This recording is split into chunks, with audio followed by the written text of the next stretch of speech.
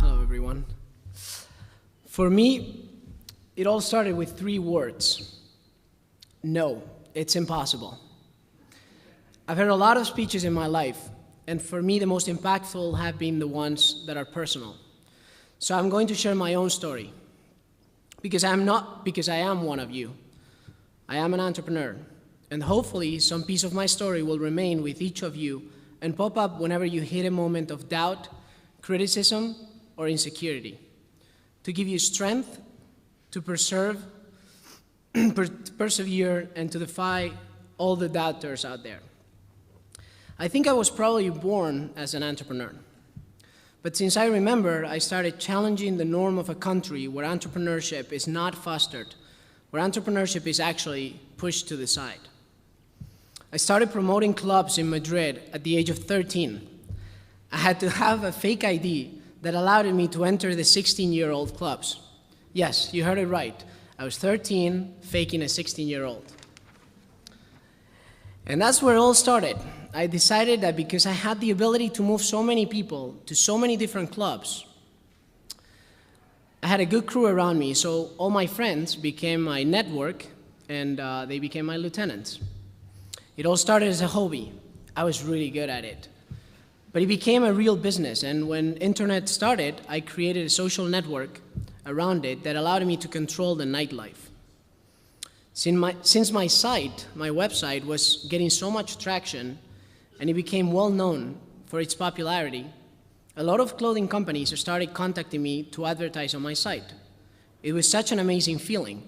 I now not only was ruling the nightlife, but also clothing companies were coming with free clothes to me and a few bucks to spare. It was a great business. But I observed something very interesting. Every clothing company that got advertised on my site, for some miraculous reason, started becoming popular, and everyone wanted to wear their clothes. So what was my natural step? Of course, I created a clothing company. Nothing serious, just testing the water. I loved surfing, so natural entrepreneurial step, I started a surf clothing company. It is ironic looking back because I became so busy with it that I just totally forgot about surfing. Of course, everyone, and I mean everyone, said that I was crazy. What did I know about clothes, manufacturing, designs, colors, and everything else? I was a total disaster. And of course, someone, or in this case a lot of people, said, Antonio, it's impossible. You're 18 years old. You should be studying law, just like your father, and your grandfather, and your great-grandfather. I could go on and on, I'm sure. Long story short, I grew the firm from a mere t-shirt into a real clothing company, with presence in over 250 stores internationally. I had factories in many parts of the world, but I spent most of my time in the Middle East, Syria to be concrete.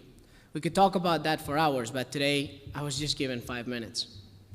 And of course, in the middle of all that, not to break the family tradition, I became a lawyer. I did not go to class much. I literally came back to Spain to take finals every semester.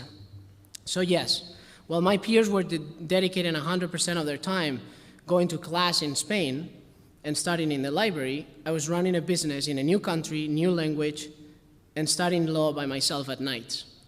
What does that tell you? That if you ever need a lawyer, don't call me. Kabul, Australia was the name, and I was fortunate enough that I sold it in 2007. Again, another story.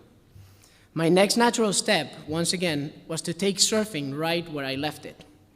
Against all odds, my friend and I bought a $500 car, yes, $500, in the middle of the jungle in Brazil and drove all the way up to San Francisco with the same car. 12 months, 17 countries, 35,000 miles, 45 mechanics, 2 kidnaps, and a book full of stories. But again, we will have to chat about it another time. I can only say one thing about this trip. Well, I could actually say a lot of things, but I would probably get kicked out of stage. But I'm gonna say one thing that really struck me as important.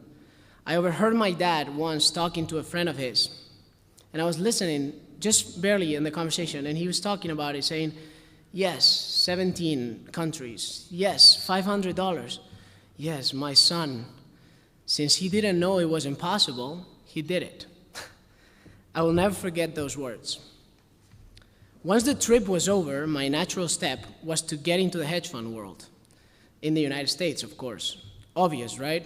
New country, new language, new industry, yet again. I started a hedge fund at the age of 24. I was fortunate to create an excellent team, and my business partner got recognized in Fortune's magazine as one of the top hedge fund managers in the world. Today, I dedicate my life to many different businesses and industries, from venture investing to infrastructure, all the way to philanthropy. So the message I'm hoping to get from this is, do not give up. Pursue your visions. For every true entrepreneur out there, no means yes. And the word impossible only had meaning before all of you showed up. Thank you.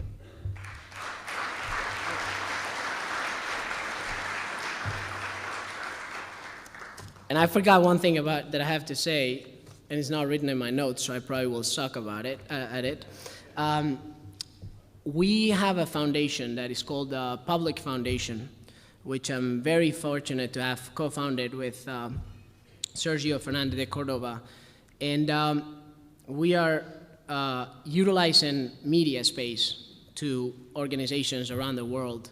And we were very fortunate, we've been very fortunate to be involved with Michael's organizations. And we have donated $1 million worth of media to Opportunity International, and we're very proud partners, and we'll continue to foster entrepreneurship, and we'll continue to help as much as we can with the cause, because, as I said, impossible doesn't exist in our vocabulary, so we'll continue to evolve on that. So thank you very much.